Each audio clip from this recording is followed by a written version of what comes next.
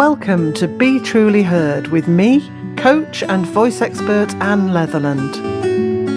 If you're a woman in business looking to speak with authority, warmth and authenticity, this is the podcast for you.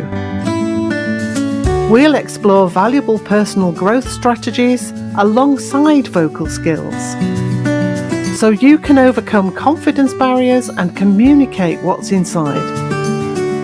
Your voice matters. It's time to be truly heard.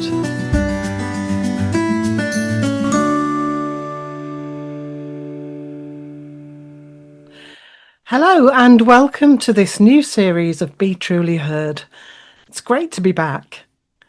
There'll be a new episode every fortnight, and I'm excited to start digging more specifically into what being a truly heard woman really means.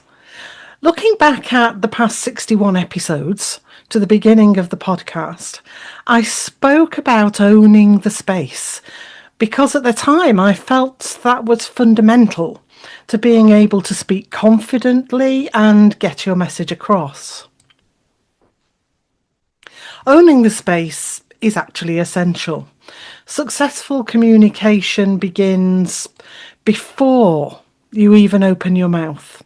Making the physical and psychological space your own establishes your right to be heard and signals authority and confidence. So your voice is both physical and personal. And you'll have heard me, if you've listened before, speak about your voice being the result of physical things from your body and more personal things from yourself, linked to you and how you really feel and the way your nervous system responds as well. Now, making friends with the space and owning it reduces nerves.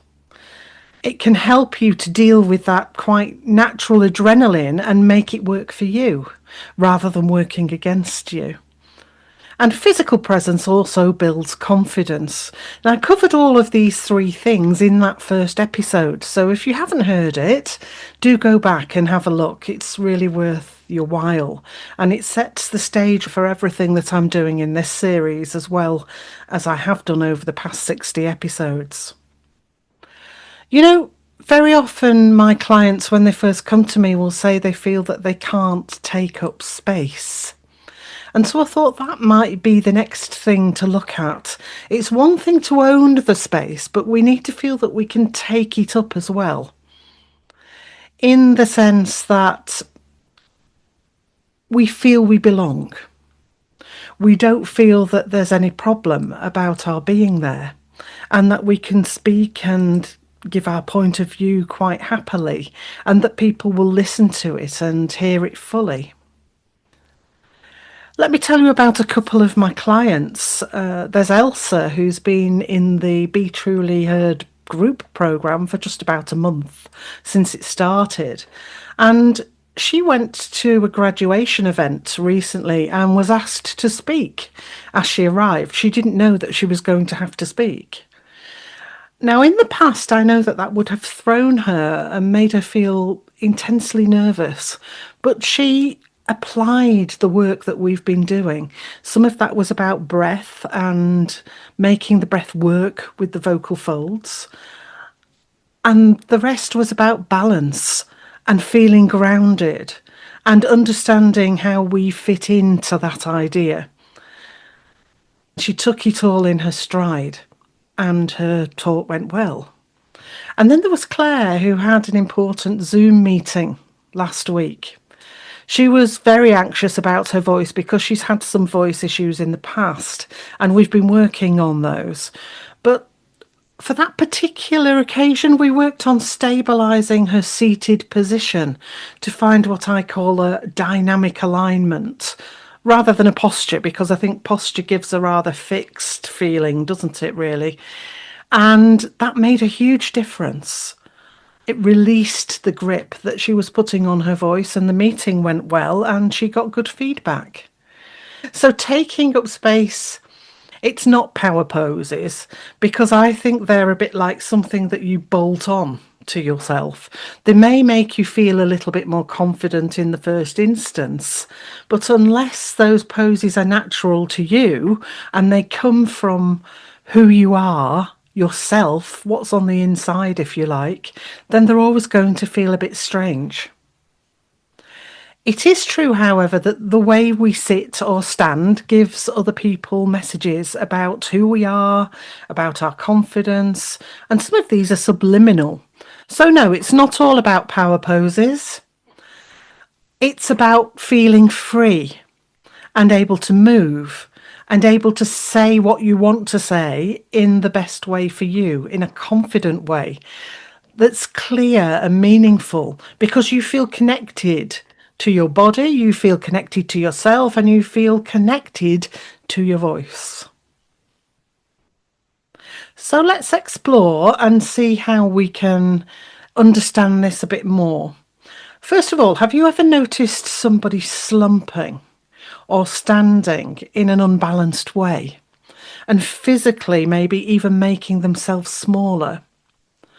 If you can remember ever seeing somebody do that, you'll know that it gave you a definite feeling about who that person was. And it can actually make us feel uncomfortable when another person gives those signals because we know that they're struggling. Let's have a look at some of these things then that can give the wrong impression. Before I go into these little exercises, don't do these while driving or doing a complex task. I want you to stay safe. And if you have any physical issues at all, neck, body, or the voice itself, then do check in with a doctor before you have a go. Even though these are very simple and general exercises, and they do work, they are, of course, always better when I'm working with the person because I have them in front of me and I can adapt them accordingly. So that's a little bit of a disclaimer, really, before we start, but just take care. So first of all, I'm going to think about the head and the neck. Now, you may have heard of the Alexander technique, and Alexander was a man who discovered that his voice wasn't working as well as he wanted it to, and he actually found out that the balance of the head on the neck and the way they work together was absolutely vital to his body alignment, and that affected his voice. You wouldn't think that, would you? Unless you'd come across it before. But it's true, it's absolutely true. If we move our head, then our whole centre of gravity shifts, our whole body shifts. But why should that affect what we do with our voice? Well, in simplistic terms, the voice isn't just one thing. We can say our voice comes from our vocal folds or our vocal cords. Here in the windpipe, we can feel them just through the neck tissue very gently. If we just let the fingers move down there at the front. But without other things, that voice wouldn't work. We need breath from the lungs to interact with those vocal cords to make the sound that we want. There's also the abdominal musculature, which gets involved in controlling the flow and the pressure of that air. And some of the bigger body muscles that we need for stabilisation. I just want you to be aware that it's not just one thing. We can't put our finger on something and say, that's my voice. Our voice is the result of lots of different processes. So let's go with the head and neck. And I want you to do a bit of an exploration. First of all, our head is not attached to our neck like a lollipop on a stick. It's actually balanced on two little bits that are attached to the vertebrae at the top of the spine, and at a point we call the occiput. There are two little bits of bone on the skull that balance on these little protrusions from the vertebra that's at the top. And these allow us to move the head in various ways. There's another vertebra below that, and one of them allows us to nod, and the other one allows us to move the head from side to side. If you put your thumbs on your collarbone and bring your fingers around the back of your neck so that your little fingers, pinky fingers, are just under the back of the skull. Where the tips of your pinky fingers are, you'll feel where the skull actually joins the neck. And you can just tip the head forward using those little fingers. It works quite nicely. But notice that's very different than trying to nod your head from somewhere down deep at the back of your neck. It's a very free movement. And I'm doing it now because it just puts me in the mind of Churchill, the nodding dog, if you like. Okay, try that out and see how that feels if you're safe to do it. And now I want you to count to 5 and start in that nice balanced position, but then crane your neck forwards and notice what happens. I'm going to do it so that you can hear what happens to my voice. So we'll have 1, 2, 3, 4, 5, and I feel quite strained there by the time I get to 5. I'm just going to come back into my noddy position and you can hear that. So that's quite important. Let's lean to one side. I know that this side of my neck is a bit more tight than the other side. And I can feel that, and I can feel a little bit of pressure on my voice. If I just come back to normal, you can hear that. And again, you try that. You can try both sides if you like, if it's safe to do so. And 1, 2, 3, 4, 5. I think I can feel that more than hearing it, but there is a little bit of something there. And then very often we see people put their chin up, don't we? Like this. Try raising your chin to different degrees. 1, 2, 3, 4, 5. That's really uncomfortable. And I feel the back of my neck there as well, getting a little bit squashed. Finally, let's do a bit of a slump. So let the front of your chest really sink as you count your 5. 1, 2, 3, 4, 5. I run out of breath because I'm undermining my support system. I work at propelling the breath from lower down in my body, not by pushing down my chest. Notice if you do that, or whether you actually run out of breath a lot, for instance. These are all awareness exercises, just so that you can see how important the way we use our body actually is. Moving on to the whole body then, our spine is curved. It's not straight. Again, back to that lollipop stick. So many people map their spine as being like a straight rod and feel they have to stand up straight. It's all about standing up straight or sitting up straight. Well, no, actually, it's not. It's about being balanced and letting the spine do its job. So there are actually curves in the spine. The neck itself normally is a little bit curved. And then there's a slope down to the small of the back and another curve over to the tailbone at the bottom. And that's actually important. If you take the time to have a look at a picture of a skeleton, you'll notice that the thickest vertebrae are actually curved towards the centre of the body. That's so that the weight of the body is sent down through the thickest vertebra that can support it. So your spine doesn't just run immediately straight down your back. There are those curves in it and they're perfectly normal. So we need to let those work and not try to flatten them all out, because then we get something that's a tense posture rather than a stable and dynamic alignment, which is what we want. Let's try something just seated for a start. If you're standing, you can try it standing.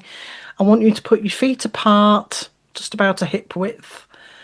If you're seated, have your feet flat on the floor and have your knees bent so they're at 90 degrees with the floor. Make sure your sit bones are in contact with the chair and you're not slumping backwards. Just allow yourself to move back and forwards a little bit until you feel you really are aligned, that your weight is moving down through your body. And then try to stand or sit completely still. I don't know about you, but I just did that and I can't breathe now. I feel really tense trying to be absolutely still. So, dynamic alignment can't be about that, can it? That's not going to help us to take up space and speak out. So, we need to allow what I call micro movements. We do them all the time. Just go back to your balanced posture and check in with the nodding dog thing so that your head and neck are nicely balanced. Notice that your body makes tiny little movements all the time. Tiny, just to align itself with gravity. It's important that we let those happen and that we let the muscles be ready to respond to whatever we want them to do. So, in a way, it's a bit like the goalie in the goal in the game of football. They need to be able to move side to side, up and down. They might start in a certain alignment, but it's certainly not a rigid posture. So it's about a dynamic alignment. We could move whenever we wanted to. We could stick out a hand or use our voice whenever we want to by connecting with our lower body, with our tummy muscles to control that airflow. So yes, micro movements are important. So notice them and allow them to happen. I hope that's given you a few insights into some of the things that are important when it comes to feeling balanced and through that grounded.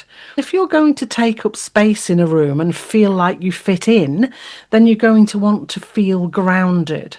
And if you want your voice to come out in a way that does you justice, then you need the same. It's more than you thought, I imagine. It's about your voice, your confidence, the way that you express yourself, and the way people perceive you.